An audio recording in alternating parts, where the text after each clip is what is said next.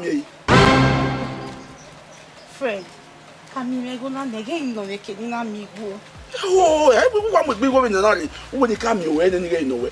Okay, kidding nowhere. Eh? Equally go fine. What? Anyone will go to me where me, eh? But on we're moving on here. When I'm here, why would my one edge, eh? Fred, you go na no me na. You go ni mavera me koko. Keke bige passion vera me. No. O baby ge we wo gwaligo. Na ya money ni go, ino ni mu go mi na ya we no hia o. Sayuki. Ibo ni wa koko wa. Ibege pension go we. E we mu ki me. Me have the ticket in Japan. Oh, we go na. Oh, e da me mai. Oh, Sayuki well. Sayuki are me we gwaligo so gba no onanira mana e na e ra wo no mu go no do mu me la wo. Oh, we ra ni ha. Mu go na mu gira lao. Fred, okay, iguna.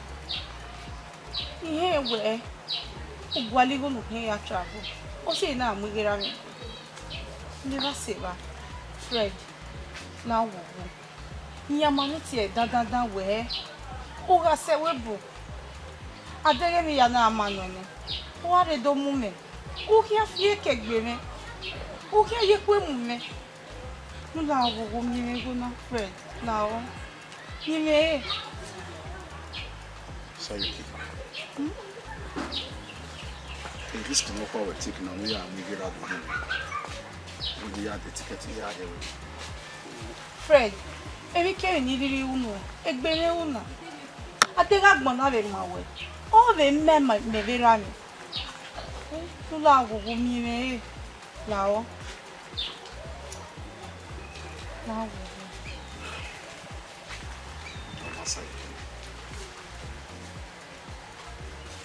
a sin on woman. You can add the agbo, add a sinner. Me at the minute. He have a say we put on it. He can be setting them. I won't on the only men or said, yeah, you. Yeah, then cry. Sabon and we get in.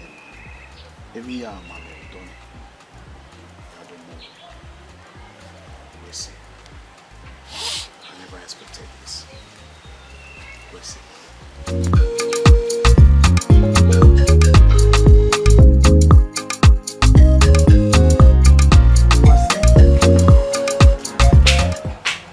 Papa, Papa. Meno sudah ni. Papa ni. Ibu boleh sekutu ni dia pesunya tu baru. Nama mahu ni apa bayar luar di bawah ada tu yang mampu ada tu. Ibu ni dia cakap dia. Masih dia mana? Bapa mana dia? Ibu ni dia. Baba mai orang mana ni? Orang ni ada. Mai baru muda hari muda. Ibu ada ibu bapa ni. Boleh kau macam mana begini? Boleh amu ada. Bapa mai.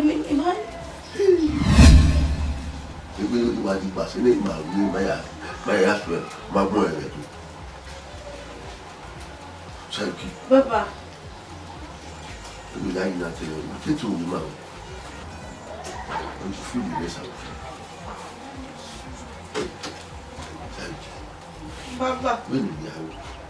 Boleh mahu ibu ni makan. Pada paman.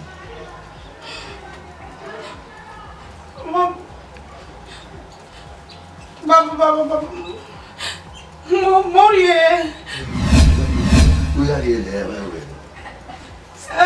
Baba, ele que eu se vejo Fred. Baba. Olha, eu vou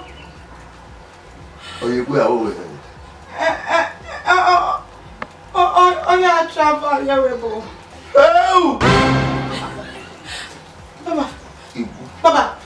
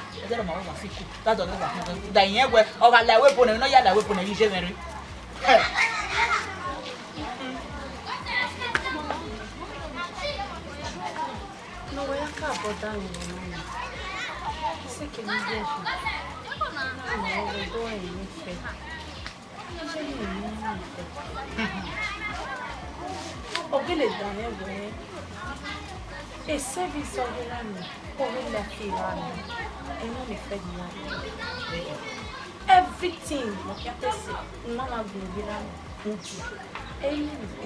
friend. Yeah, fun. Yeah, ni what am I? And you find me why I put the way. Cook, we are not really way. Where you hear friendly way. Swan friendly. Where you can now. Lelian. We walk home. We no yoga. Ni be some way. A friendly way no way. Oh, we no bad way. You ain't no way green. There no way no running. You na coffee on the floor. Time you no bawe on a coffee on the floor or I day a sick card away no he low at a boy no bawe or one no bawe Okay So okay, you are telling me. If Freddy cake by how one cake by? One or two is your come up. I'll see no one met say calling me. You go already on me. Me do have some way and no make an amor your mess at all. Where would it be more your maid? And my baby on your money. And what's a boss me? Sayuki, you know where you trust the Freddy now. Hey, any man send Alena. A Freddy, ne afraid you mean afraid. On me. I'm not when a Freddy, afraid you know. Alenia. Who trust someone be? Tell me where we want to be. Maybe no me no what trust is a video. You might not see where or me go be never do. What's my when I answer? Do you keep the last one? No, the Freddy, no, not hearing. Any my Freddy better. Talobo, any my Freddy better. What batana? What batana? Hey, I got on my way one day. I have Fred. I have Fred.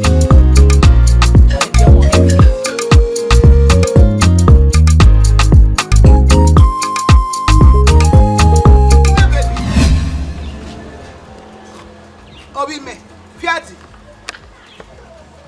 Fiati. Umiebe. Oh! Baba. Ujogwe, udasi. Ujogwe. Kege. Obi mege Fiati umiebe wepo. Awa miebe, amiebe na we. Awe mieba wolo wodo. Ha miebu polo wodo ni. Una igata mama gbe gbon ni go me gbebe na mi e do akeri wa akegwa bi ebe ha we mi na bi me no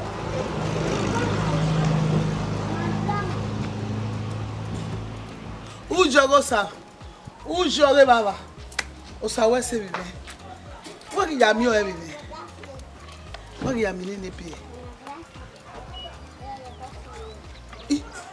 America girl na wa biebe woni gogogo ogiri ebenu wa wari ye America girl ni tu kian wari ye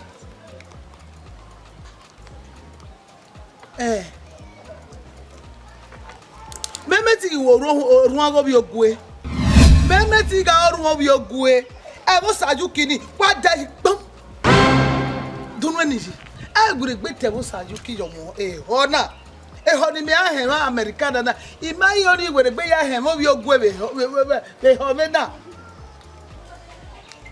bona ku ne bi help you yo so ga abujo baro pe o pe ari ewebu e gbona wu no be ri e bibe agbon ma we no ma me ni wo gba do wa Americana le gbe ade o mu ade ni eja wi yan je awiya fefa je hian abege ga ohun Americana ki igi orun obi ogwe we ga yimira oye gbere gbe seleke ere da gije obi meti do asigo ye gbon ni de duga ewu kan dugi o me agbene re wo kan lati o de kongon gbajawu la odo bibe oma bibe oma re ti te we bi bu ko ni wo bibe o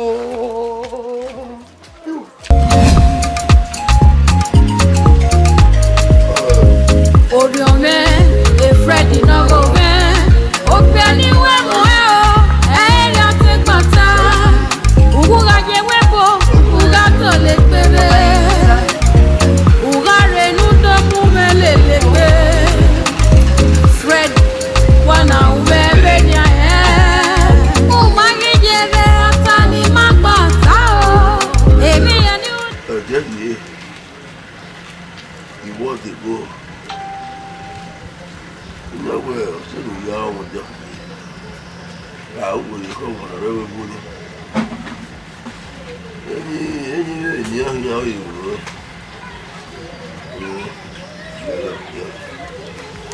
for the bamboo on the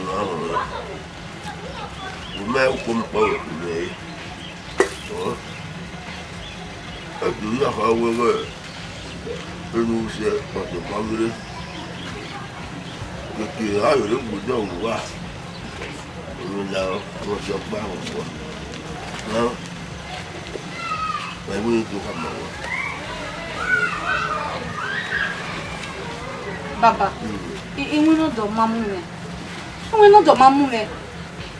For 18 years, Freddy, Yamudiahoe. Yamudiahoe, Papa.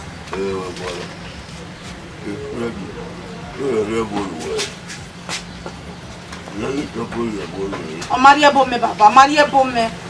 You got a work. Will be a boy. They are therefore where do you have who are both on me? Who are me on the number of ready? No more. Eh, yeah, the milk we are. What do I even eat out of you? Baba, on is a year time. You know, that's my friend, Mutiake. A friend, Mutiake. Ah! What's that you keep? You're going to make me a mouth. I'm not going to look like me. It's ready. You are more alive than you. Instead of your idea. What's up here?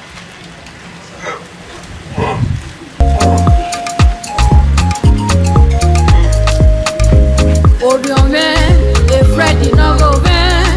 Ogbeni we mo e o, la te gbata. Uga je webo, uga to le gbere. Uga renu do mu melelebe. Fred, wana uwe be ni aye.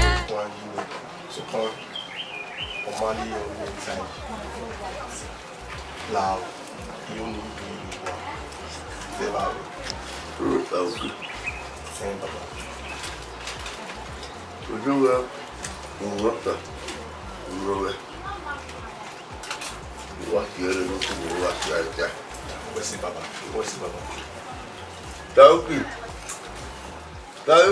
Baba. You get to yeah.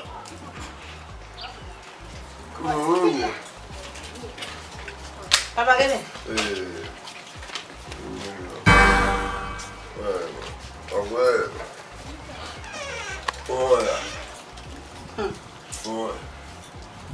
Papa.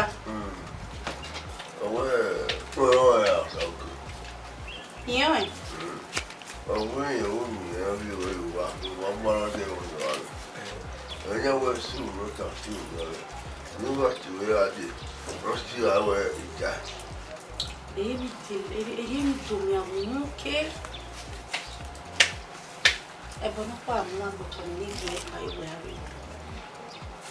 I look back at my way who ran near no one left here.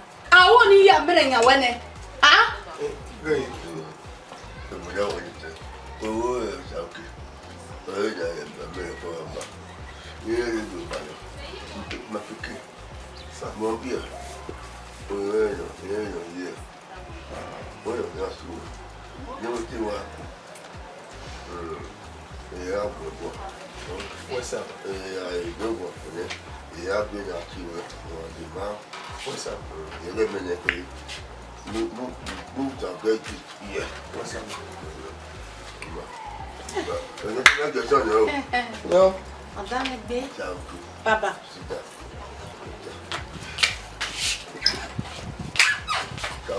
Papa. Papa. Wherever you be, 6 men. We were. Now we are 6 men. First, uncle, you will. Thank you.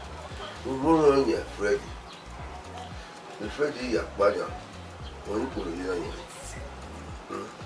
I did it real well. The only way who I found with Freddy, I did it real well. Who are you? Freddy, this senior.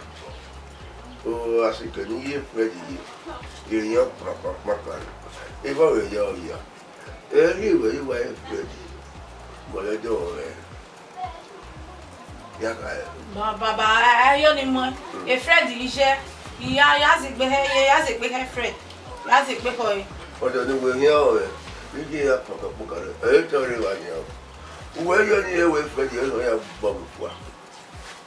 Who are you for down back in back? Yazig, oh, Thomas, Yazig, boy. Egba Thomas, you don't. Ugare nuto mumelele. Fred, wana ubebe nya he. Umagijeve atani magbata o. Ebi yani unwe, we mangize tejere. Ebi aje. Ebi usa. Wari wakede. Ya sawo se le iso. Yo. Mi abe ami ma mi wo yi. A Fred. I'm a Fred. I'm a Fred. I did a green room. I go down on me one fan. Can the Fred know me? No, you go on my agway. Whoever me now, you beg it before me. If you anything else so bad, it's going to Hanania, it's going to move for. Eh? But I'm for Mary Muman, no be man, no be guali, no be man. Oh, it's here. The Fred, you want before for move back there. Many are one back. We are not going my weapon, not here, but we would marry or go.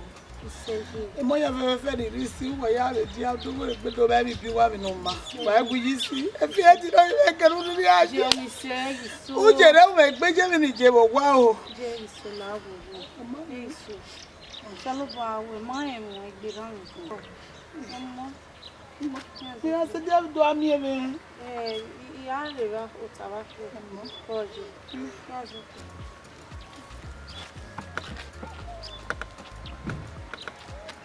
Before I will be that don't be Freddy. I go down me. Uga je webo, uga to lekpere. Uga renu to mumelele gbe. Fred, wana ubebe nya he. Umagijeve atani magbata o. Ebi yani unwe, we mangize tejere. Fred, edi mate gbata.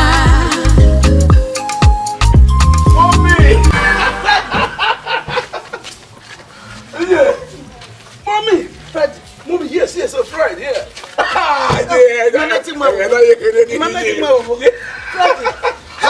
Honey, oh, please come. Yeah, Bime. Yes, Fred, yes, I'm back home. Amo. Calm down. I will need the time, you know. We're gonna do all that, okay? But for now, just calm down, okay? Yeah. Oh, let me introduce you to my. This is my wife. Americana. Americana. Yes. Look at the mommy. You got my way.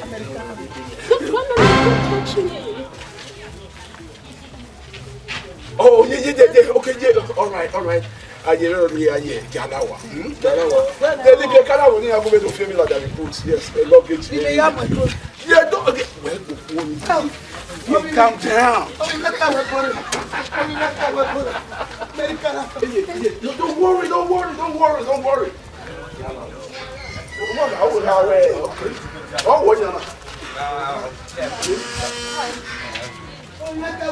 Yeah. Calm down.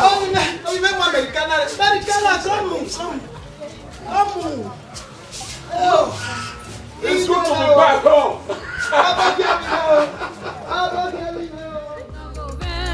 Ogbeni wemo o, eri ate gbata. Uga je webo, uga to lekpere. Uga renu to mumelele gbe. Fred, wana ubebe nya he. Umagijeve atani magbata o.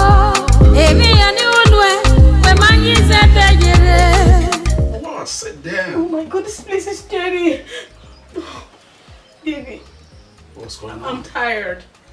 Like, I'm tired of everything. Like, I can't stay here anymore. Please take me to a better place. I can't take this anymore. Just look at where I'm sitting right now. Since I came, I've not been myself, I swear. The house, the environment, everywhere is dirty, everywhere stinks. I couldn't sleep last night. Honey, we just came back last night. I mean, just yesterday eve. It's barely one night you spent already. So now why are you complaining? You know the reason I brought you to Africa. I brought you here because I want you to see things because you are from Africa, not American. I brought you to see things for you to learn things. So you can't keep complaining. Baby, I'm tired. I'm not used to this. I was not born here. Fine, I've not been to this kind of place before. So I can't just take me to a good hotel, a better place. No I can't stay here. Your mom, the smell, everything I can't. I had a mosquito bite like last night. Mosquito bite, everything like. I can't. Please take me out of here, please. Everywhere is smelling. Everywhere. See. I must tell you one word, okay? You're gonna be used to it. No, Okay? I can't. This is just one night. I can't. Okay? No. Before or wait, you're gonna be used to it. I'm going to go crazy. I'll just go mad. I'll go mad. I can't. No, I can't.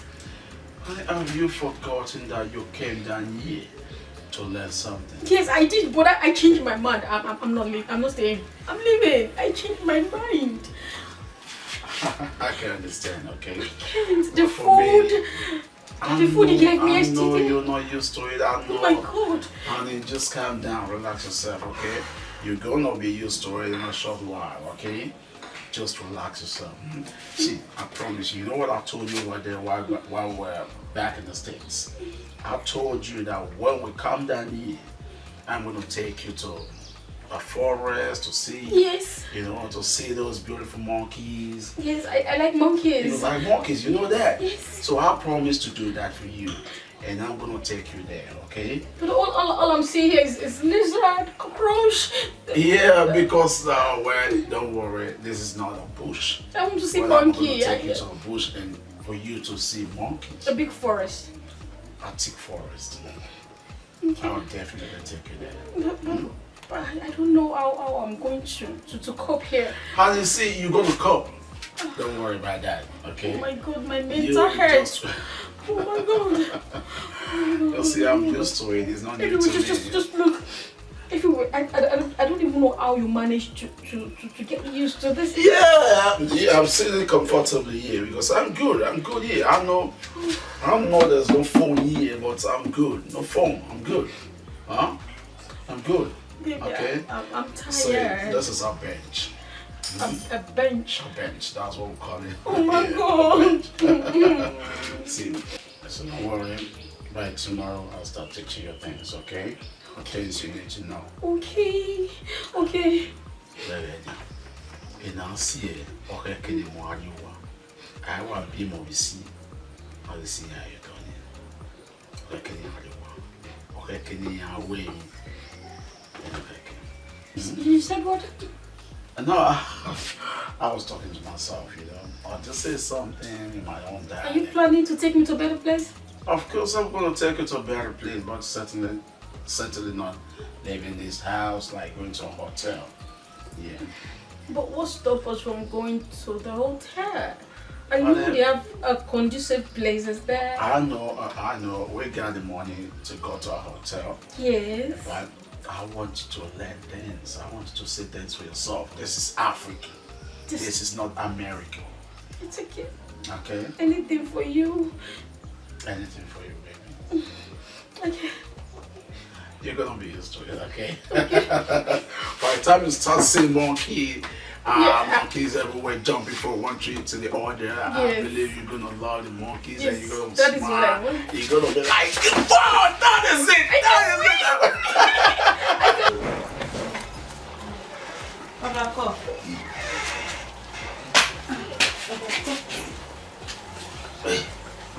Come. Okay, what's no? It's okay. Any kere. Freddy can we buri. Freddy no he. Freddy when ha.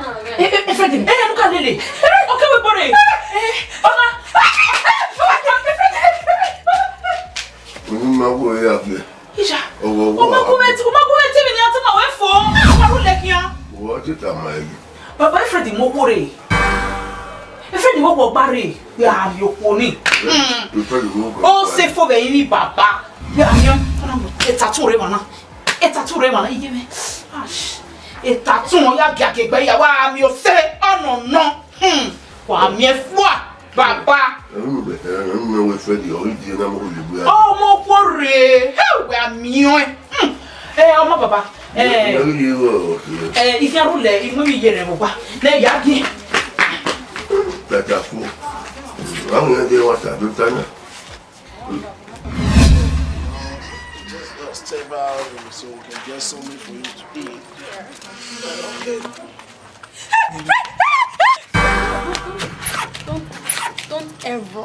Don't ever touch my mom like that again. What is this? And who's she? Fred, who's she? Honey, okay, I'm sorry, you know, she's my friend. She used to be my classmate way back in school. So, you know, these local people, that's how they hot people. Yeah, that's it. So, there's no big deal, man. You mean she's your classmate? She used to be your classmate? She used to be and my she just classmate. came and hugged you like that? Yeah, because she hasn't seen me for some time. I just came into town. So that's how they behave. It's okay. Yeah. Don't you ever, you stinking village girl, don't you ever touch my man like that again. And this? I don't know. Probably she must have been surprised, like the way you acted. I don't know. I don't just know. I don't just want anyone to come close to my man. Yeah. This is how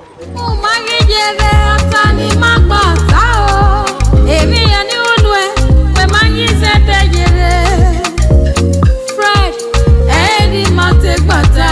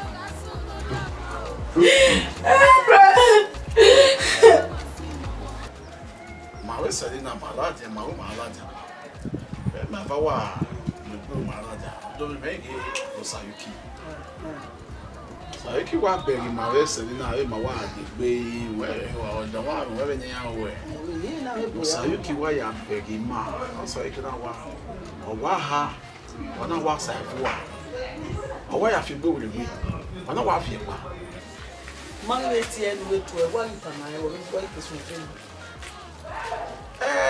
yeah well okay fine it what we told you here my you know we be selling na yira na oni book America we here am dia no do ha mo ko ka e no buri wo we o ka zo sirinya you know get up so you know come selling na we o se be ga no bi school ma wo gba ji school e mo ba ro Any I why you want him, what in the other one, you was I for.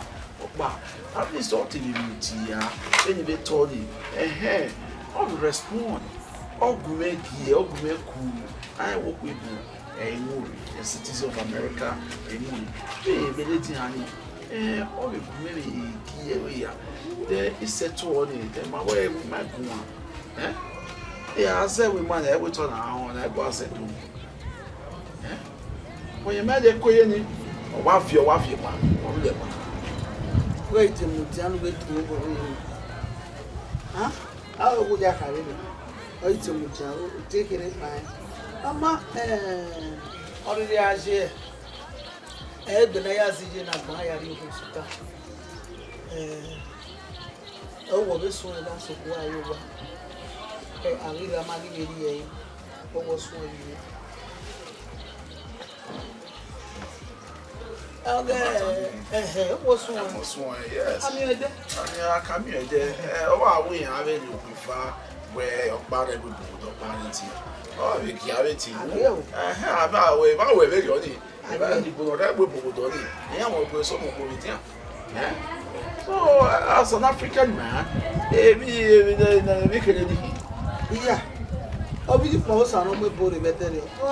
I'm going to be kind of say, I don't away with so you can't go beyond your own tie. Let me explain when you told any when you hear where I'm trying to defend because you might be so I'll be green. I walk on, you know, see where you see a cake, the other matter. Let us see a cake, the worry. Baby don't need soon, so Pano. Selina na kwini me you go and you know we get at only mama Freddy only married oh we get you know see man where not be a citizen of America we born at school on my year will not there. Okay, now because of the advice you gave to me, came where you already be married. So any year, you know, okay, now since we not be a weapon on my way, on my year will not there. Never we are dear Africa, nobody know what we're giving we might be here. Nobody even on you. Oh, yeah, very eh? Well, she's not used to this kind of life. I never put on you don't no. But so they are me where my boss have a breakfast. But so they are only where so we are the winner near Roma. We are killing our day winner. I will like before no castle for only right. Everything I know where one will I don't give America. Mama, Beba, where's it in where do we keep on working? I said, yes, a bit. Koja ni meriri o be bonumuri ya si gbere so kuma every year na ya fi bo lo ga dey to no matter the day no e ma dey o me ke no se ban ya do fi wo ye so that once no just that way she's not used to this kind of life and all the wo e na nia where dey ko am any year no na mai no where she's an African lady where up here we go ma wo where we don't e wo na kill here when I came. And when I be like it by America, even you know the Ivana Bio also 9 years ago. You wear water, you get used to her, how she's going to get used to you. Wherever I would be, just relax. Maybe I'm mine. When the Selena is I want to go to Miss, where to go be your house there. Boy, that's the way it is. Or say, Ubeg, baby, a good boy. Oh, I'm really okay. Well, I'm really buying a work in Okomose. Now, if you want to call Okomose over in America, just say Mr. Okomose. That's it. But a thing I wear back when you need Paris, what where Okome Mr. Okomose, or your hand. That's all I want to walk with your love here. Everywhere, what's ever done here, any my way? Yeah, what they used to it, just relax, Relax. Mr. Mungri. Honey, I know that, okay? Okay, just relax, Mom is gonna come out with something special. Yeah, African delicacy that you're gonna love, you're gonna eat it, and it's gonna nourish your body system. I'll tell you America. I can't wait. Oh, Hey. this is America, what I'm why? talking about. No. This is what I'm talking about. Is this what? Food. Afternoon. Yeah, oh, yes. Mhm. This is what, that's what I'm talking about, yeah. This is African delicacy. What's that, baby? Jeez, this stinks. This smells. No. How can you expect me to eat this kind of food? Honey, see, this is African delicacy. This is okay. Let me tell you, in our local dialect, we call it Santana. Akpu. Akpu, yeah, this is Akpu. We make a mega thing. Akpu no. Yeah, Akpu, that's what I'm explaining to you right now. Fred, Akpu, now when you eat this, take this out of my front. Fred, this stinks. How can you expect me to eat this kind of food? Fred, it's obvious you brought me here to come and kill me. Do you want to poison me, Fred? no, baby. Why would I poison my own wife? Then why would you expect me to eat this kind of food? And this is nice. This is a good food. See, when you You eat, can don't. Wife. Don't touch that thing. America. It's a cooker food though. Do you want to Very kill me? good. damn. Did you want to kill me? No. Do you want to kill me? We may You want to poison me? We in my like it right now, you know, what we are, and where or the 2 are points here. That's what she's asking right now. Oh, he poison now. I need a cocoa work by America. Fred, if you don't get me fast food, I'm not eating any other thing here. I'm not eating anything. Just go and look for something better and give me to eat, because right now I'm famished and hungry. I need to eat something. When you edit this, is going to last you for 6 hours. Stop it. We call it 6 to 6. Okay, make a man go play Please, with I can't. saying. Excuse me, I can't eat this. I can't. Go and get me something else to eat. I can't eat this. You want to kill me, Fred? Fred, you want to kill me? Oh my God, I can't eat this. No way. America woman who in a dog bemo a dog bar. What were we? Oh, no, huh? Okay, now I'll tell you. Well, you were disgracing me, you know. Don't get no boy. Yes, well, now, Ohuebo, Muri. This lady, she's from America. Everyone I can read. Okay, they will help prepare everyone. Okay, where you want you just take a look at what you brought for us. Take a look at it. Huh? Okay, time, but okay, there we are. It stinks. Yeah, that's it. Okay, there we are. Hey, Freddy. Yeah, if I motor. Make it do cook where. Okay, the party America. A copper ni mahiri la wewura. Ni ya Buhari America. Ugu reni egwe animele oguya. Ugu ko hawe. How? Yeah, wherever time when I tell you take a look at it where we are and I have you get no day on a sick medicine in here. Just take a look at yeah. Here on our door. Just take a look at what you brought for my wife. Huh? Damn, I don't like this, man. Hey, your wife ya kuku. Yeah. Ale. Fine. Okay. Huh? Then obey any man you know. A certain copy man I know that a book one on your mic stay in one there. Yeah, book one any both for then yes, every young agua it's talking, okay? But we want now, but when you call it,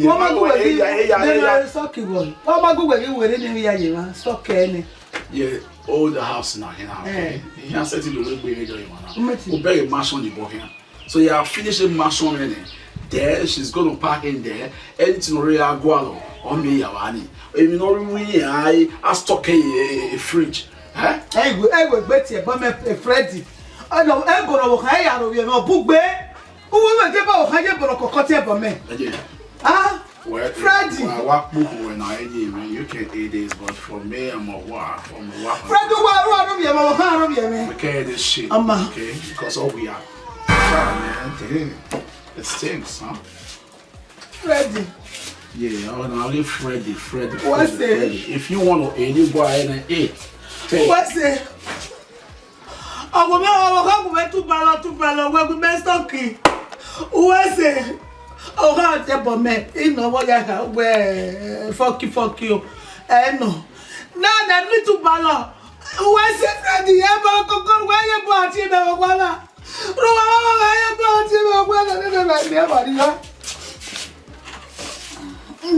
don't know what we are now.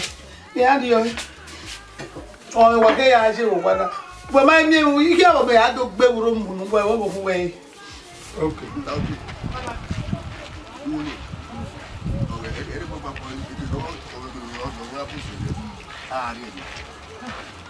We want you. You have to get away. Yeah, Jack Mama. Yeah, please, what says a day. It's no matter. Yes, we will. What is good? What is good? Yes, we do. And then you could like what? I have no what. It going to walk. Oh, I'm going to get forward.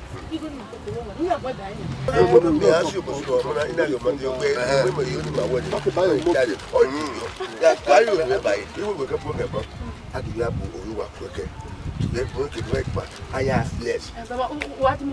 What is that? I am less. Oh, quicker.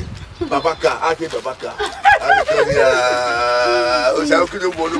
Anyway, yeah, they are dark, but I mean, all going on there, we will pump where we be. Young and pump body, oh, they are always a key. That's my daughter's. That's my daughter's. What God has put together, no man can put us under. Ayaga Jimuda, top when I. What with Freddie and 7 years. Here you come, my friend. Here you come, my friend. Here you come, my friend. Here you come, my friend.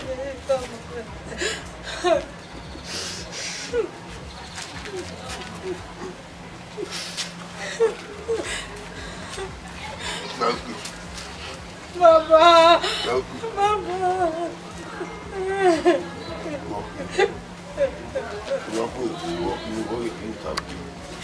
Mama, Freddy, you make me.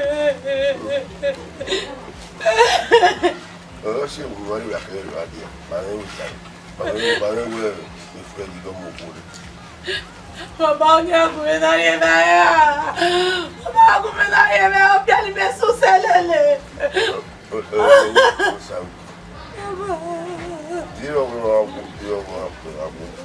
More to come. I would not tell how could you make a living? I don't want to attack. He's Freddy, you make a living. He is Papa. Where is the Papa? The Papa. I know, who am I back there? Only out by us. Oh, no.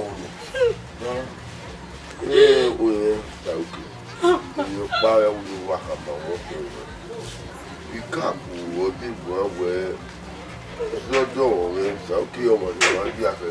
Well, one family. Oh, now, by the not we're going to power. The good to know about it. What do I know? Freddie, but I don't know. Look for 1 month to marry. Look for 1 month to marry. Now, when the power is real for it. The Freddie Gill, huh? You have to go down Bammy Town. You are divided.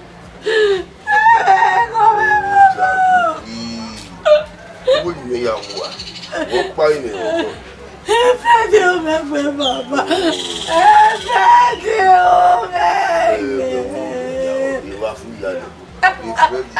And to not do or do anything. You are here. You need Bammy Town.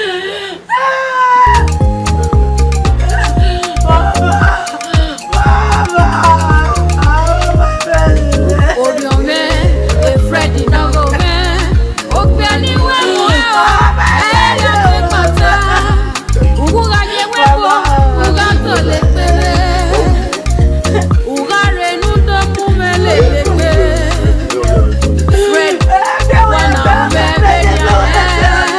O ma ge je re anta ni ma pa ta o. Ebi ani ulu e.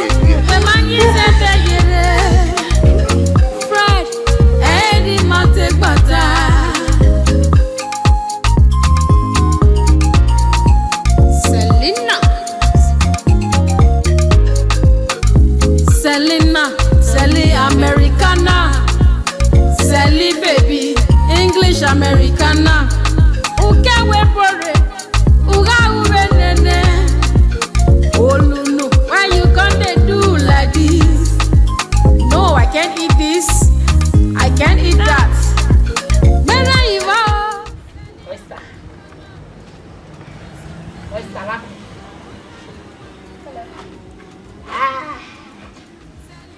Hi. Where's that? How can I help you?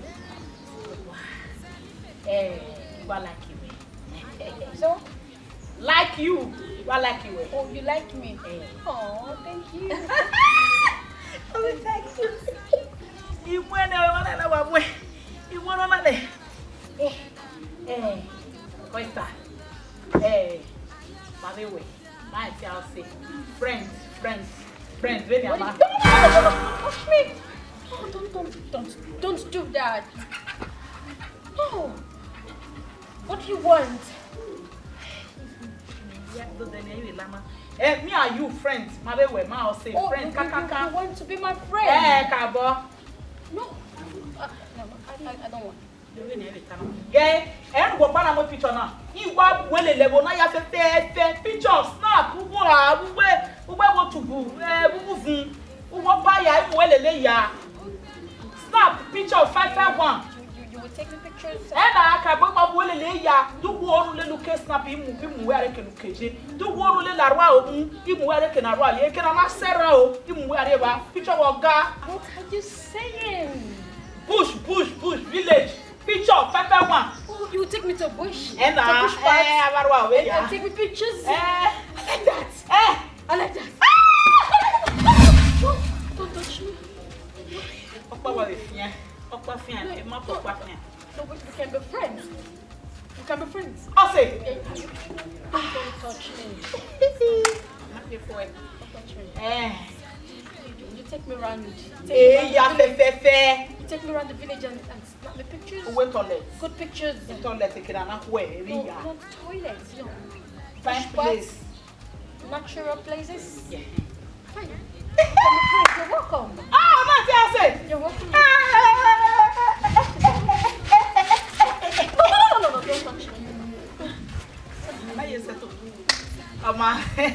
Call. Can you take me around? Can you take me around now? Like now? Eh? Can you take me around the village now? You See animals, bush. We use a boy. Animal won't beg. Yeah, animals. Animal. And goat. I want to see them. Okay. We use a pound of women. Now I'm moving here. So? Sapawan, and we goat, meh. You will take me here. And now. Let's go. After no. After you. Okay, me go down. No. Lare mashireo. Lare. She's funny. So the only constant in life is change.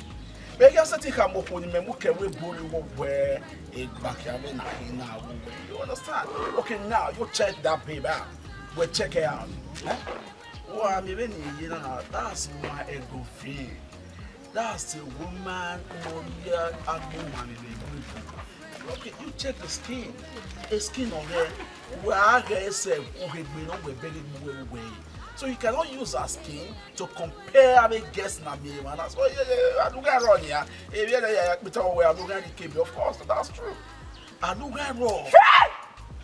Fred. Let me 1,000 back. Let me send you one. Oh no, we have to have Hey Fred. Oh no, we have to pay me back. Oh my baby. Oh my. Well, we can go to where relationship you need to marry. Oh papa. Where I got a movie, I can win a big girl. Okay, now just take a look at yourself. You're still very young. Anyway, I would just advise you, since a friend is no longer available for you, then just step forward and look for another guy. Friend! Look that way.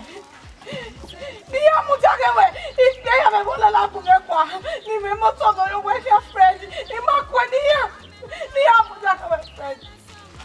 So far, Salo Bueno. And they also love friend was all for our son. Was all for happy, we're back. Was all for happy, we're back.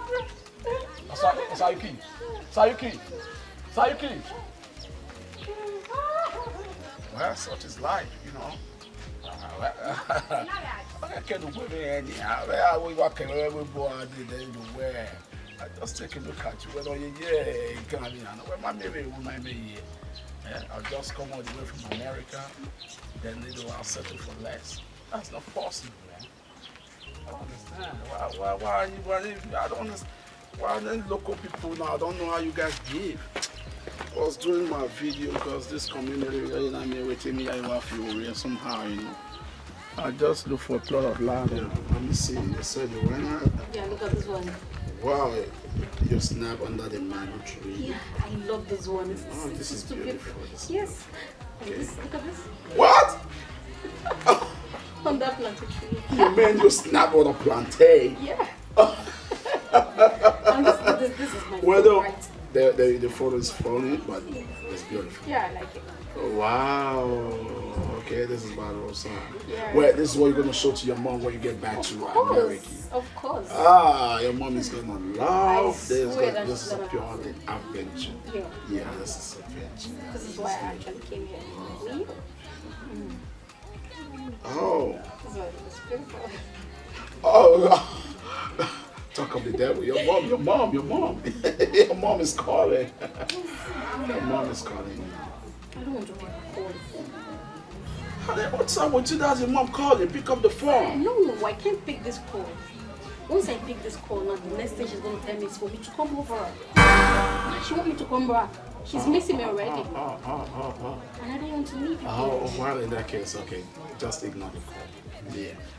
Just ignore it, okay? I'm not picking it. Now, that's good. That's fine. That's fine by me. Whatever you say. She's been calling me for days and I'm not picking it. Really? Yes. No. Your mom should know that you are with me here in Africa. She's missing me. So why don't you want you back? Oh, she's missing you. Yeah. You know you're the only daughter. Mm-hmm. The only child. Yeah. That's good, okay? Alright. Well, your mom should just stop calling. I'm tired. This woman, she's too stubborn. Oh, well, okay, honey. Why don't you just go inside and sit there for? Yes, I can feel some mosquito bite you. Sayuki, what's the video? What's the video? Ah, what we're meeting? Come on, we're getting in here. We're getting away. No one look we have a. No one look we have a. Wow, what's why you're back? Get to the Freddy. Who Jack Freddy? No, done. Never go. Eh? Let me see. Cool. Maybe I like. So what's the deal? What's up, my? No, you're calling me. What's up? I'm saying, man.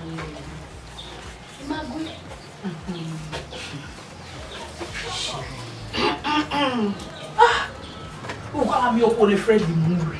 Hey, a friend in your honey, boy, tell me. Oh, say, oh, no. Hey! Well, I made the game. You make it. Hey, Papa! Hey! Where was it now? We are big. And the good one, Panopana. Then I was the market where not in another yana. Where I'm new, where I'm making why I you no say no. Freddy, okay, what was say? A Freddy, or was a bay, or was a bay, or here yamu, or I am money boku. Because I'm not really happy. Any book or yamu, you're so I'm a telling you. Uta lo sene. Ebi no uta. Ade uta ni. Sayuki. Alo bia ye. No yo ba. Ah, any time say. So ke do woni do awe. Omo no mezi ma we a wo say. Ariogwa. Agwa be ya gbe. Esi ma ro we gba gba ya gbe. Ariogwa. Ugie kwa amu. Wo na we kun say. can't just say, Mamma is so sad. Oh, no, Mamma. I will be Messima.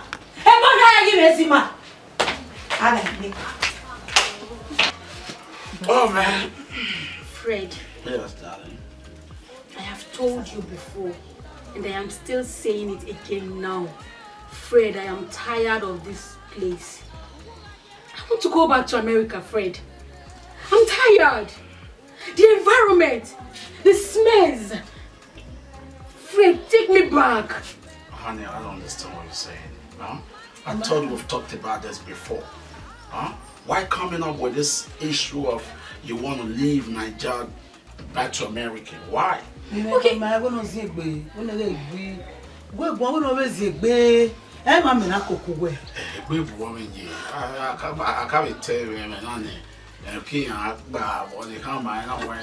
no need for that. Fred, if you can't take me back, at least take me to a good hotel. There are good hotels around. Take me there. I can't.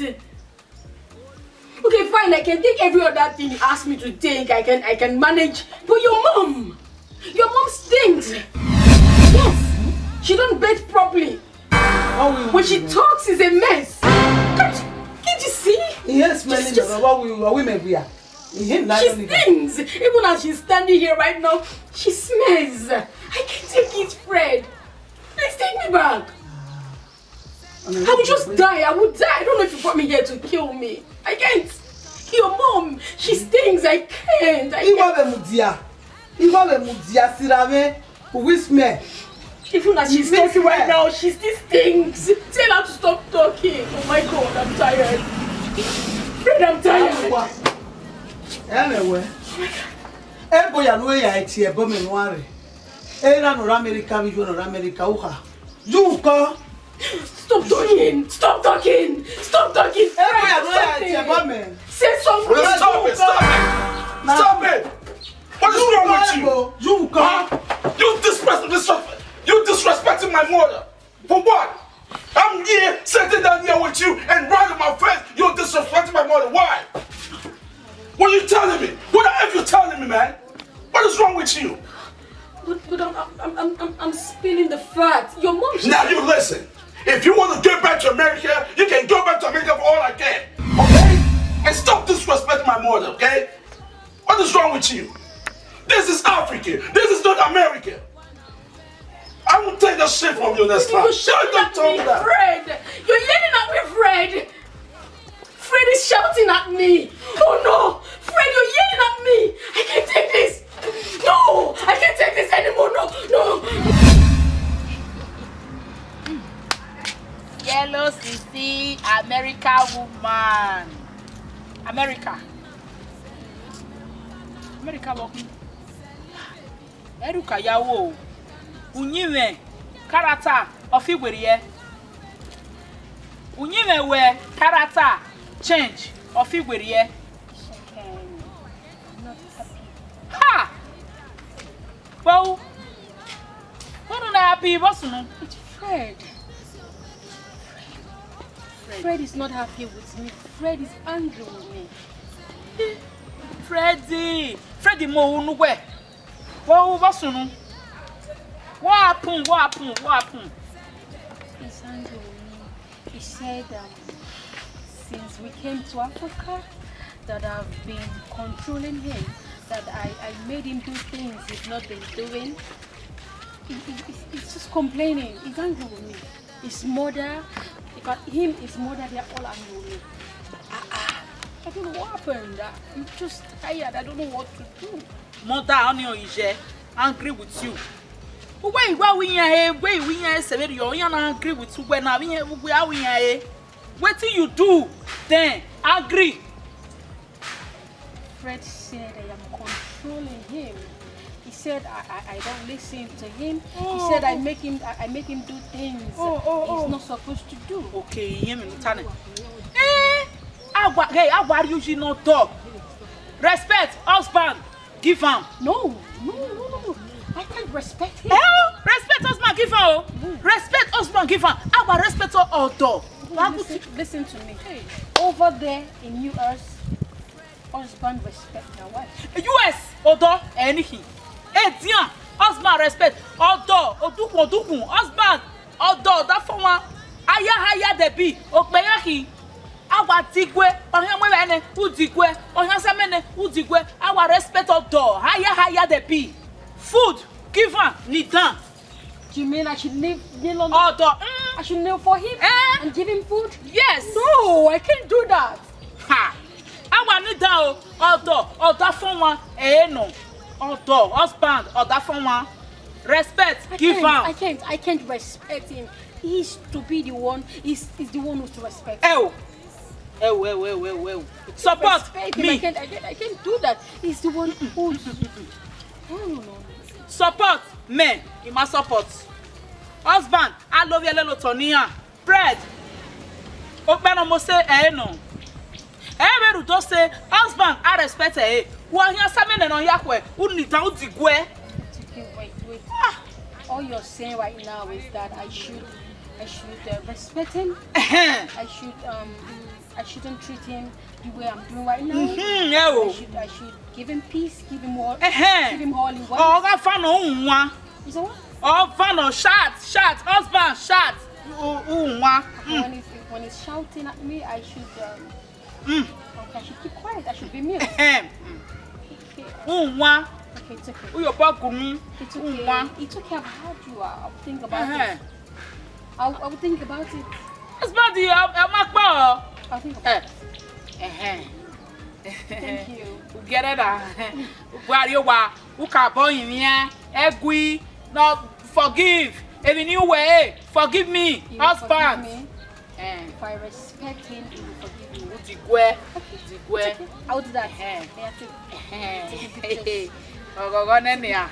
Snap. What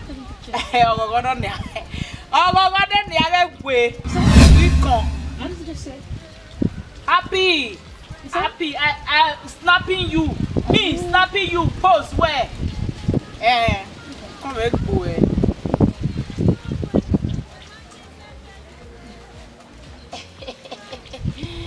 Hey, obey.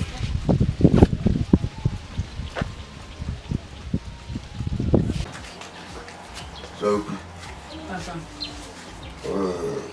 Mama, you know, so the way Fred, oh, well, son, you're not good. But I only Fred away from your woman. We found one. We never look at everybody.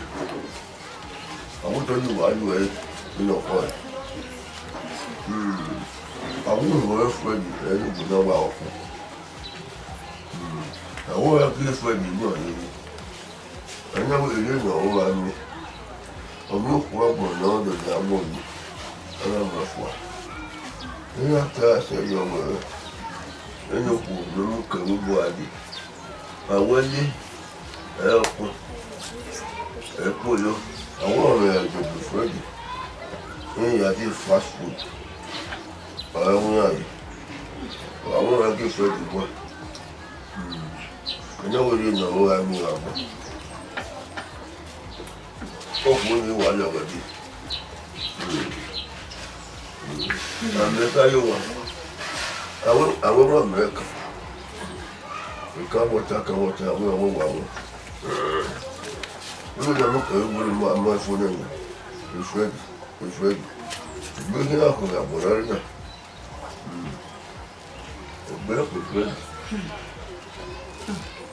Now you're listening to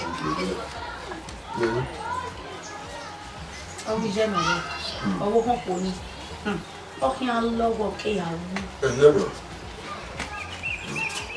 Oh, women, ma. On a do ye move for here now. A Freddy, no, a bag will be a hobby. A bear hoye, ye key cooking a digging. Any can I hear me now? All that soon. I'm where brown is, by the way. You never know anymore. I'm money. Couple will react in Freddy. Oh, I said you, I saw you. So, who would you 1 million you are? Oh, no, why you can't do like this? picture one. Take this. Not me. Okay, ni mwen. Yeah, take the photos. Like na you both kind of a touch, can you touch. This, you press this and just snap. Okay. Yeah.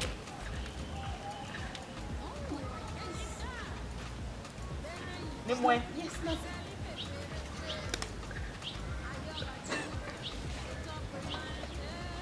Are you true? Mwen. Okay, wait. Avero. I like this place. Oh. Kisi kodo. Yeah, come closer.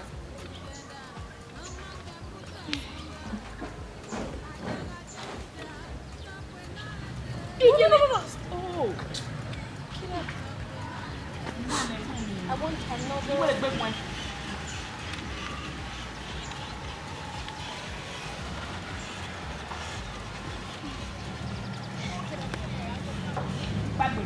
Like this. I want the whole your place to just stop like this.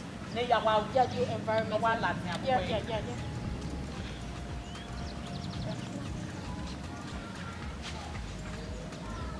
Why are you like that? That is not how to snap. We're not making our more say. Snap.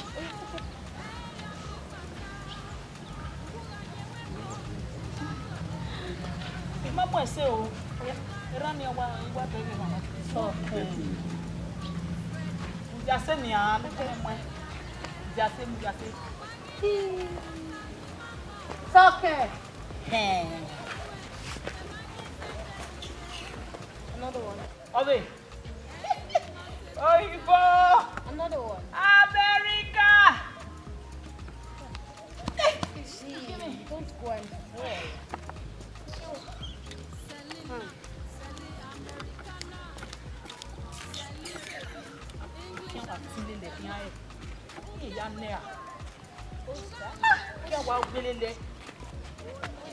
Again. Your Fred. My friend? Fred, yeah? Your Fred. Yeah. Oh, this friend there. Before, friending. You speak English? English, man. A friend you have no friend there. I'm married. You mean my friend? Friend you. Married to her? Before, friending. They kissed and all. Freddy. My friend! Freddy. Oh my God! Let me have my phone. Fred! You mean they kissed? Oh no! Fred! Fred, the fish on a magamu senior. Mudia Americana. Yeah. You see,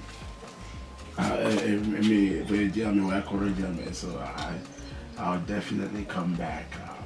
Say 2 weeks time. Yeah, holiday my so I'm good.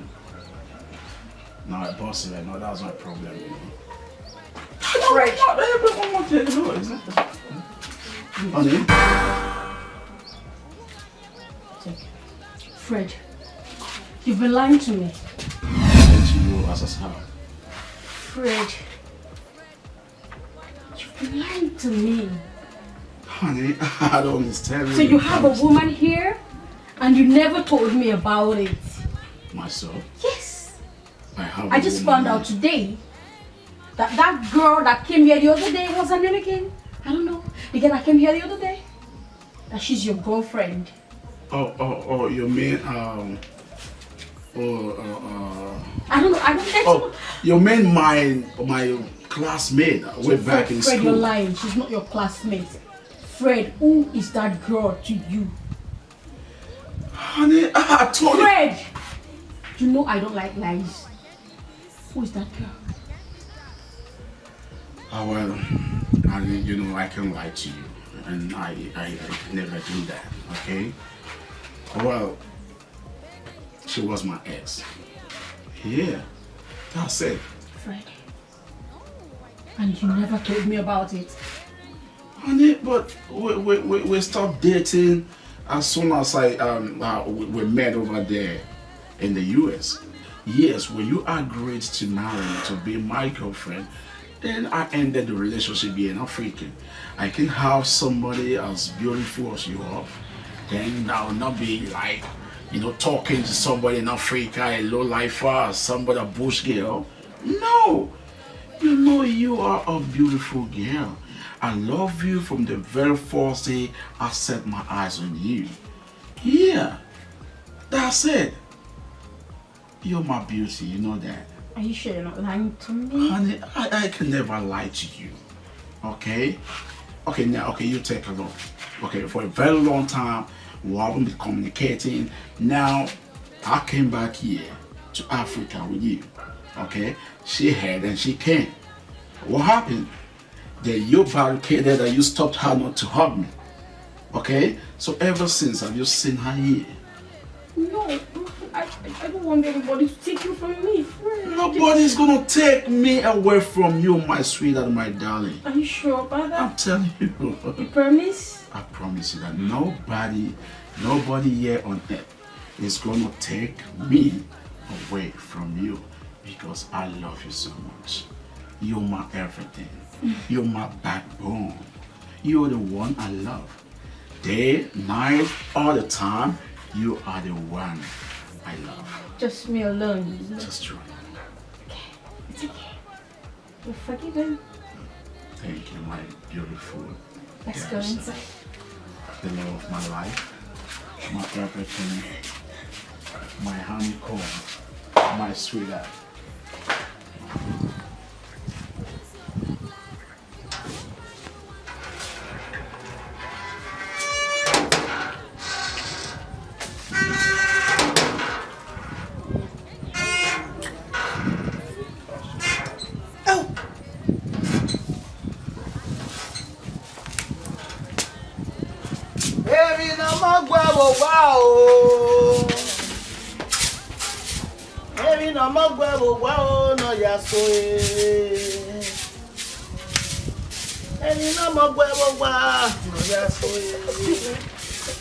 Madam, excuse me, I'm talking to you. Why are you sweeping dirt on me? Why are you sweeping dirt on me? Do you want to spoil my skin? Do you know how much I spent on this skin of mine? You stinking dirty woman, why are you sweeping dirt on me? Me dirty woman. Me dirty woman. Of course you're a dirty woman. You stink. Yeah, you stink. Anytime you pass by, you stink. Naro Ibo. Oh, Ibo, we're going to be me.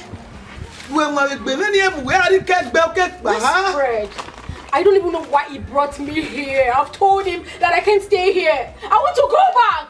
Me dirty woman. You're dirty. Me dirty. You smell. You stink. Everybody me honey. Igba honey. What you in honey? Ime here aroya buku. Ari get back on the belagwe. Oh, what if you had to wear? Ime dirty. Ime dirty. I don't know what you're saying. Fred. Where's Fred?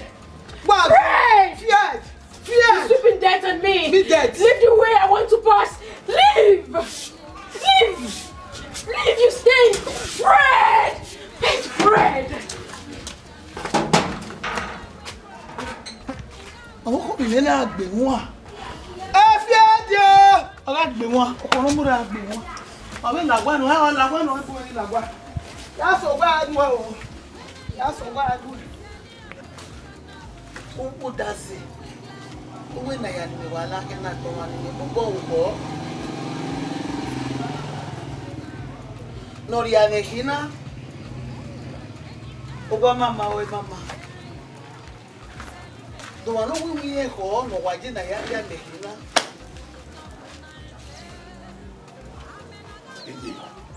Fred. Asunu. Call me. What about the time when I was Asunu?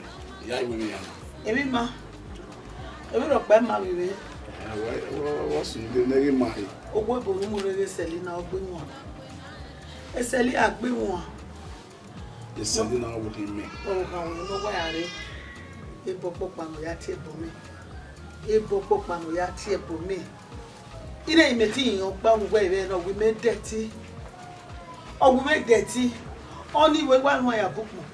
Eri kene gbe meje. Ya kan ma go wo ke Fred no mu ke America re o we me debt. E bo gba le odo ya ti e bo be. E no Sayuki e wo Sayuki be ni e wo Sayuki se Sayuki me gbe e mo hate.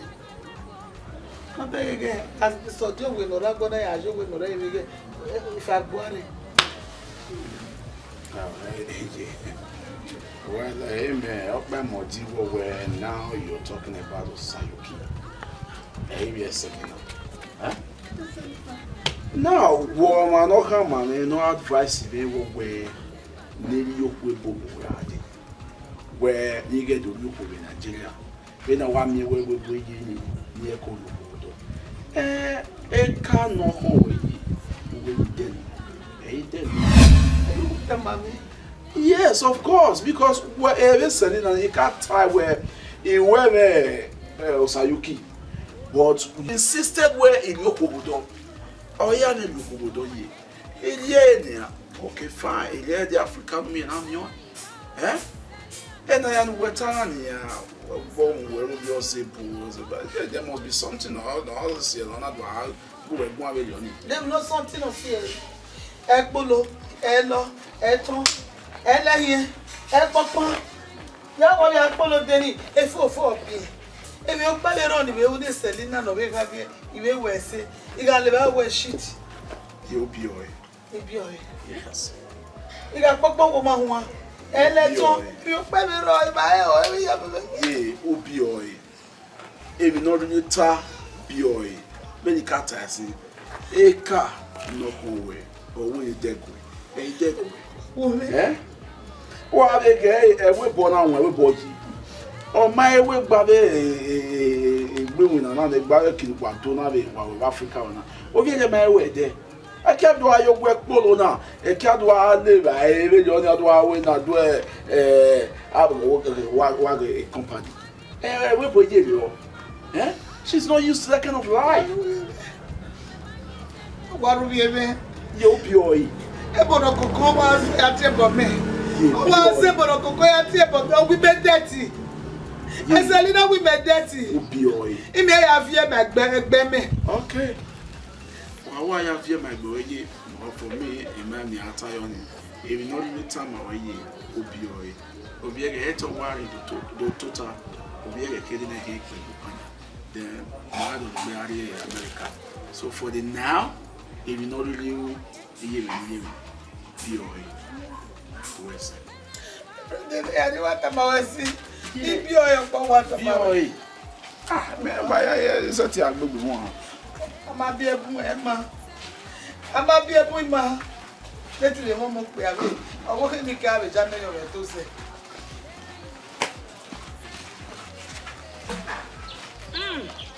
Oh, kaka. America girl, what's so? Okay. Hey, I did that. Wow. How like? Oh, how many were you must be forward? Who not the American deal with me? Who not the American deal with me? Oh, Oswe Marco. Yay, Emily, what beg him, money when you are. Be my wagonia. Here we love of war, man, I got come about where. Nebona.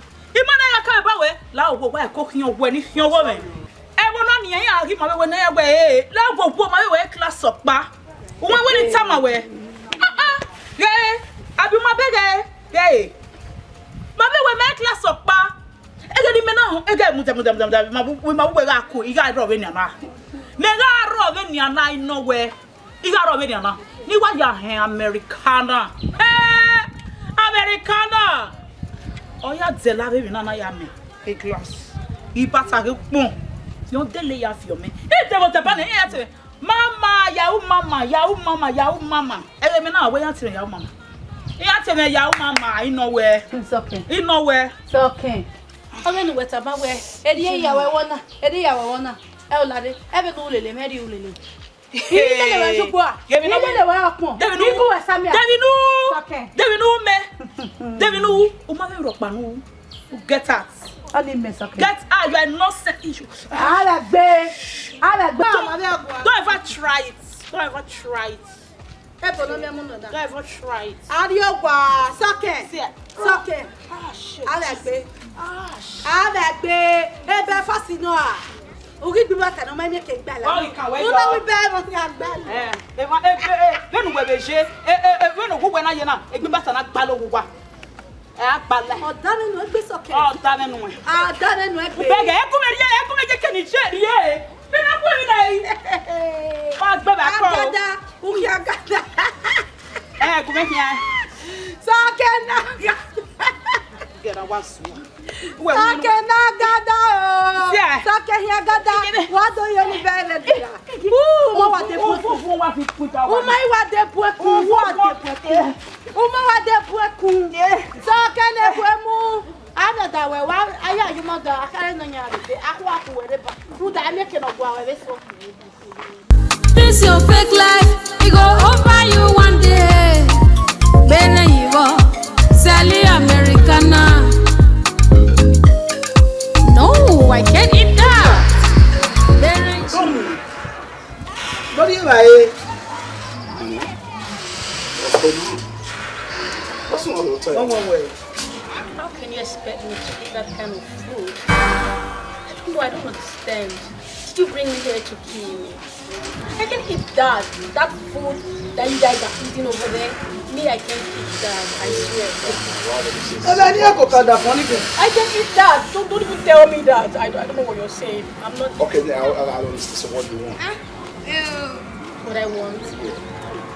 I want chicken and chips. Waka. Sikinasi. What when I'm your neighbor, Sona? No, I cannot name you. We don't really idea, okay? I want chicken and chips. I want chicken and chips. I'm not taking any other thing. I'm not eating that thing. Alright, okay. I'm going to get it for you. Go get it for me right now. I want it now.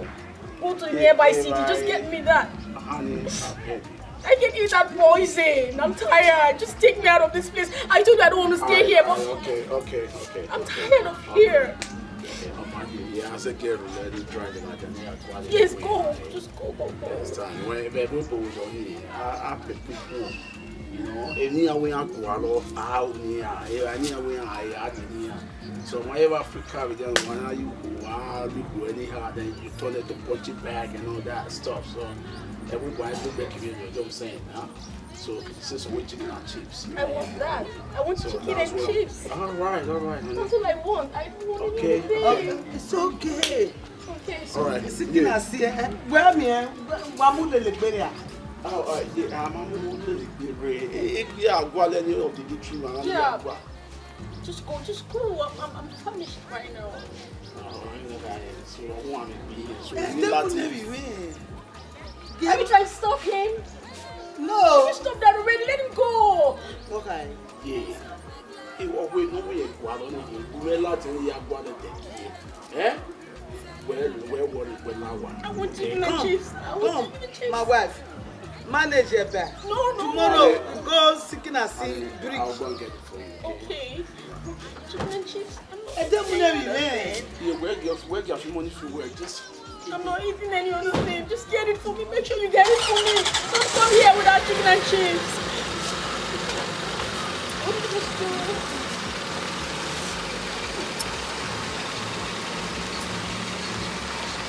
Get out of the way. I want you.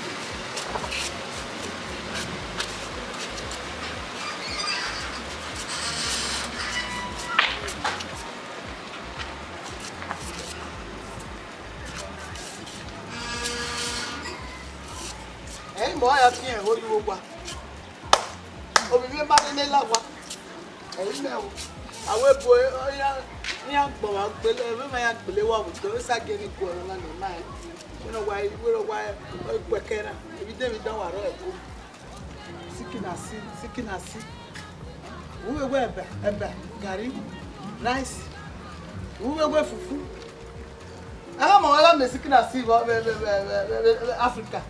Man we guri ebe wari Africa were gba mi o gba se lo gi me ime ki ari aso lo ku dagwe awu gbe we ki ya to gbe pa wu je Nigeria wu le woni akemu we Edi mate gbata.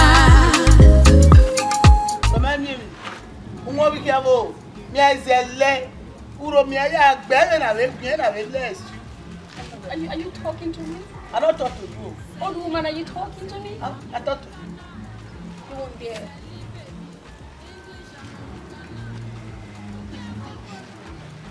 I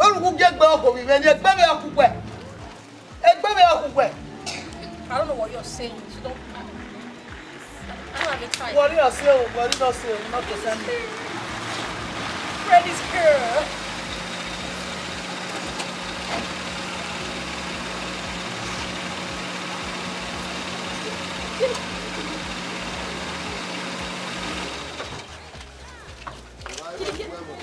Did you get it? There's no chicken and chips. What happened to you? What? I couldn't get it. Calm down. What happened? Your clothes, Sorry, your I shoes. couldn't get it.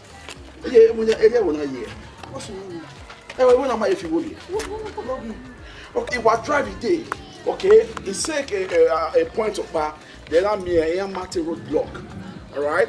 So I hit Marty road block. You know, okay. Is there honey? Then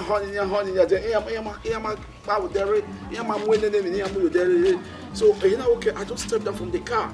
You know, when you are too many, you are more there. It was see, I never was running. It's a way no snow. A boys is so large. They started fighting me, started beating me. A woman, you know, they took it from me. And they took everything from me. You mean they manhandled you? Of course, they did to me. Mama, don't do it. Mama, don't do it. Sorry. Yeah, but I want to make you go here. My shoes, my everything, they took it from me.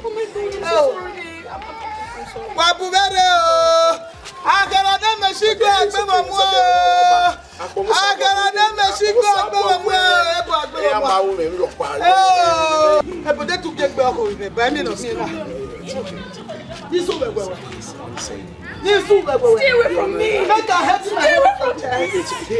Make a head in my head for your chest, old boy. Let's go inside. Everybody be a day. So I don't know what you Everybody be a day. I'm not eating anything. You go eat down. You go eat down. Yeah, I'm fine. Get your lawa. That's my wife. Wife. Yeah. Wife. Oh, so you care about who? Oh, so you care about who? Boss about your mommy and the same too.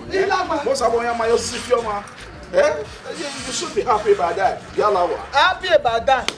And then we here to get food. Okay, I know. All of them are Nigerian and African and they look better. Yeah, you have me.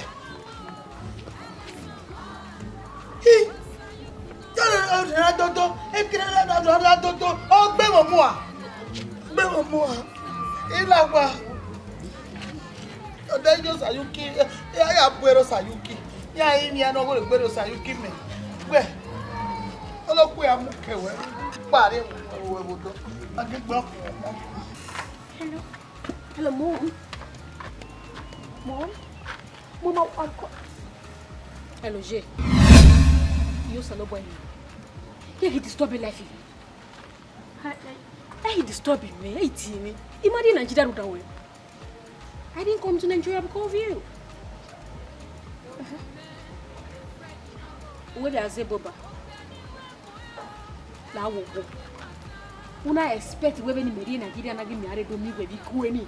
Akwa ide mare rubawe. We ogun ni me move America ni melele ade. Wa. Yeah, stop disturbing my line. Stop. I think ugi amu me na vizedo. TV. Calling no bana. Calling no bana. Imagine Nigeria do that way. La wo say you go nuje. In fact. Process. It go come. It you we na odo gian vizedo. Can't go my this one. Me do me when you go. Me complain que me llena go bother me. It go to Tony. Ni mo do ri yo me. This your fake life. It go over you one day.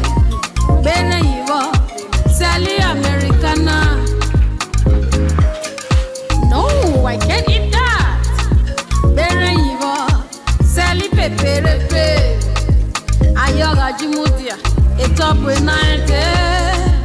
Amenagawa, Elesama, Osayuki no more. What God has put together, no man can put us under. Ayaga Jimuda, top with 90. Top with 90.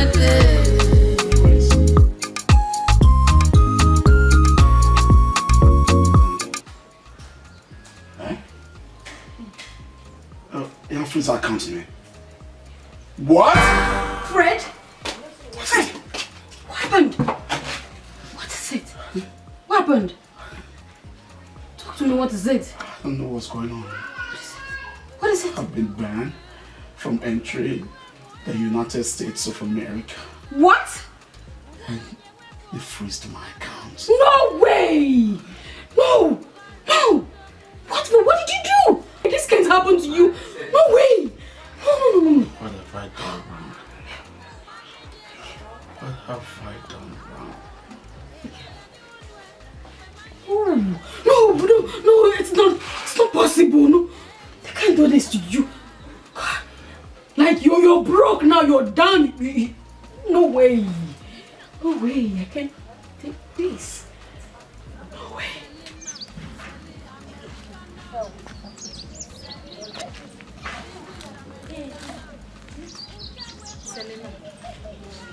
Selena, I'm not going to say for.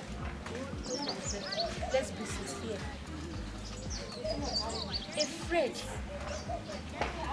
Afraid that you met him with a big body will be right now. Like,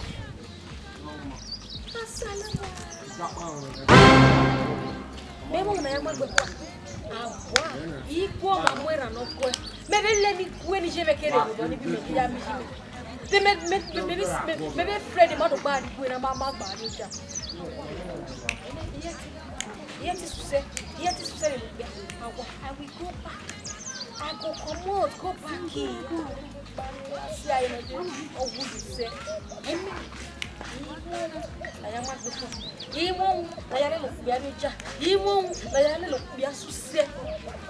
He may a little stay, man. He are 3 generally. You go to do. Yakirakba, I'll go back to America. Can you get it? I can't stay with him. Make I go back home. May I go, may no, yeah, what was it? Selena. How are you? Are you good? Are you coming to see me? Good one. I will be over set up. Yeah, you're mistaken. What did you say? You have to send Utama. You're very good, Balmani. All I got. One of these are doing it. I'm a man of it. I'm a man of it. What was it? It's okay. Americana. It's okay, boss one. Americana, Bemois. Go. Give me. So, what's you care about? Oh, so you care boy, about come on. Here now, how? Get out, kid. What, maybe lemon TV. Who take Jackbo? Because the next time you try me, there you have to. I will kill you. I will off you. You will off you. But man, you are not negative. What we go to do? I don't fear run this town before they take barrier in America. Yes, now I don't fear run this village. Yeah, I go to do. Go ask of me. Selena, he may get barrier in America. Selena, why you know go away? Mama, who makes me on a set with them? What's one? When I name me Nigeria. Salwa. Don't ever come close to me again. Nonsense. If you near me,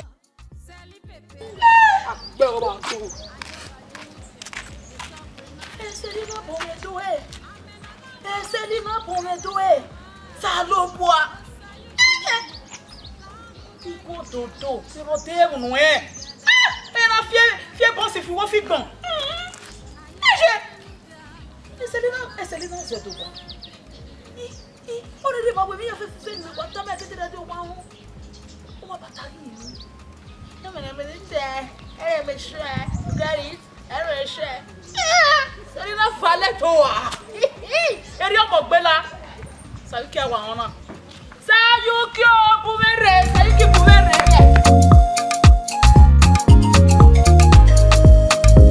Obiome, a Freddy no go ben.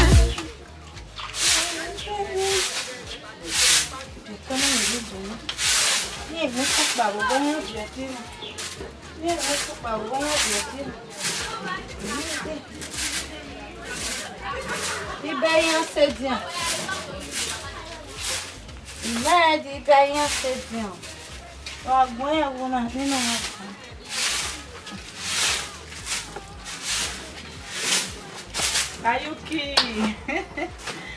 Sayuki, what yeah? Anahi. Anahi. Soke. Soke. Wa pa lo ke wo mi. Wa o ki wo pa mi a tu vivio de. Say ni I want me go. E ma ga da me o. Say. Get ni when what time away. Eseli no ni. O wa fun mi America ye kere. America na bien. Eri engineer America. Okay, no. Ano water. No water. Soke. And say baba rowa. Bọ́ọ̀lì ẹ̀rí wọlé gbé sọ́kẹ̀ kẹ́ ní kọ́mọ̀ ògùn adé wọ́n àyìn wọ́n dùn bàjẹ́ ó gbé náà èyí àfàwọ̀ ó gbé náà àfàwọ̀ ó bẹ́ẹ̀ tẹ́ mẹ́yà ọmọ náà mẹ́sì máa ọmọ náà gún wọ́sẹ̀ à dẹ́gbẹ́ kọ́lá kàwé. Ìtọ́mọ̀ wẹ̀ go esi mama ro we gbe o. Esi mama ro we gbe o. Sọ́kẹ̀ ẹ ń wọ ògùn mẹ́sì máa ẹ jẹ́ lórí báyìí máa ògùn mẹ́sì máa ẹ ní ọkùnrin mú kẹwé bọ̀rẹ̀ ìmọ̀ bẹ́ẹ̀ ìmọ̀ mọ̀ fẹ́ bẹ́ẹ̀ ẹni mi mọ̀ pọ̀ rùdú kan fi ọdún ẹ̀ kẹ́kẹ́ bá sọ̀rọ̀ wà fẹ́ náà kúrò bí ṣe nìyẹn. Ni bata no mama no. Iba gbe oporo wa pan o toto. Soke. La soke gumi adagi ekewe. Oni say. Soke gumi adagi egume lu ogbe na bo e. O se mo. Soke egume lu ogbe na. Ma we we ke ku na. Bye me. Ah, gwa. Enye efe ni na. Enye ono na. Ogwe vadan. O do se na wa. Mujane ni tokpa na, mujane. Wurebe. O do se ne bodo ni wurebe bumete. Imesi ma. Eri me kokro, eri me ya. Omo na me kokro bo ede. Ma se dan wa no wa bo ma wu.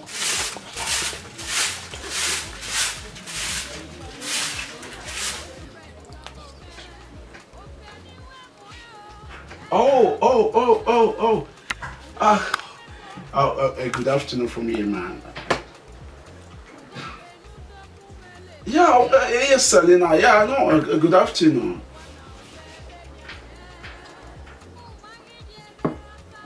Where? I understand. I don't was my man.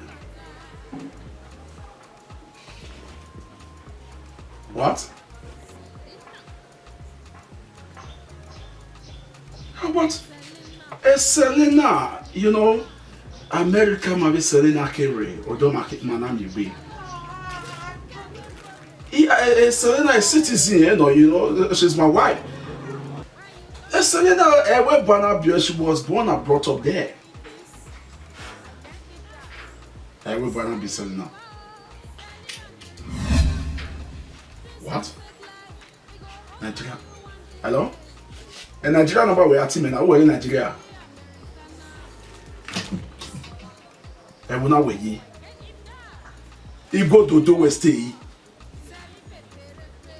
And were the biological mother to Selena? No. Mother, I don't believe that. Yes, Selena the man. Yes, Selena America or ye. If I now, if I'm an amigo. And Selena is citizen of America. You mean where Selena left this country 80 years ago? Dang. This is unbelievable. Alright, good. We'll see.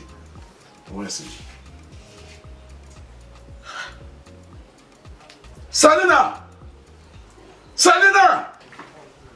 Phoebe, what's it? Selena, how are you? You said what? Then you said what? Are you okay? I'm okay. What happened to you? You never could do mommy. You said don't know what I said, mommy. I don't know what you're saying. Oh man, Nita, they will reply me. Oh, Selena, you are here. You said what? You are here, you want to say what? Then they say what? So you mean what where Is you where or you go to do? And you lied to me. When I told them I go where if you are going where in America, when I'm only my money is you where you go sit American citizen or where he I be with America. Maybe when I be where you go to do. Selena. So when They will not mind me about that Fred. He said though. And so hey! And so Hey, Selena said I lied to you and so American citizen Selena said to Selena. Well, what's that? What man said there? More swear. More swear. I missed that. Yes. I lied to you. Africana Suri. Yes, I lied to you. You go to the baby. Hey! I traveled to America 8 years ago. You go to the What day? Selena. She's my aunt. Yes, she's just my godmother. Maybe women are going to I never knew that you would bring me to this kind of place. It's not this thing is smelly place. What I know what you have at your job, you have to say. Women are who I have to say. I'm manager, say my team manage you. So forget all those things you talk. Americana. Well, in fact, since I see don't happen, so don't cast everything don't cast like this. He may tell me what they win me here past license. I don't even find where I don't even map as I want to leave you. Right now, I'm mute. Women now or funny. Men women now, may I want the what? Who make any one work when we want me now? May woman where I'm going. So I'm not with you in this. I'm leaving you. No. Forward! Selena! I will go to a wedding. Yeah. Ross, make backbone. Okay, me now. Immense. The lama social. Yet the lama do ya. So, me what it will. What? Who talk better what? Nonsense. I don't move. Move! America of the America. I'm going for them. I don't know about what them.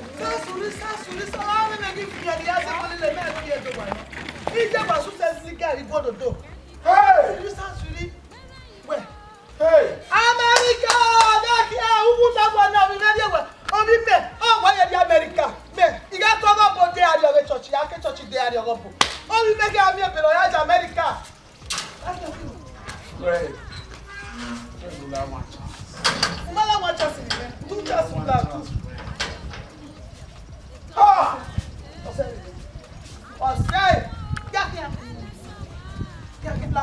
You understand when you get now, he said to the America, baby, I'm going to you're not getting it more. I'm not bad. I'm not going to be was a little bit. All that bell, that was going to also look what you knew anyway. Lava, Yakia. He just about to do a young dog before the door. Oh, Isaac, America. Freddy no go ben, ogbe aniwe mu e o, eri ate gbata. Ugu ga je webo, uga to le pere.